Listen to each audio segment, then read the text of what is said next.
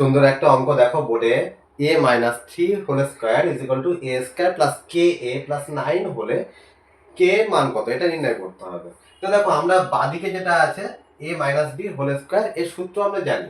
এর সূত্র হচ্ছে a স্কোয়ার মাইনাস 2ab, যদি ওখানে বি এর জায়গাতে 3 আছে তাহলে মাইনাস 2 এর জায়গাতে a, বি এর জায়গাতে 3 আছে সেটাই লিখবো, প্লাস 3 স্কোয়ার মানে 9।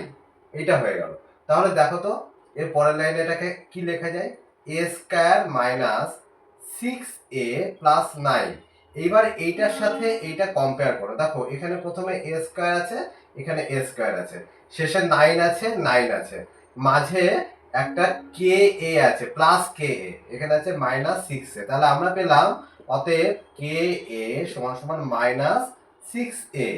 এ কেটে দাও, তাহলে পড়ে থাকলো K is equal two minus 6, অর্থাৎ কে এর মান কিন্তু মাইনাস 6। এইটাই উত্তর।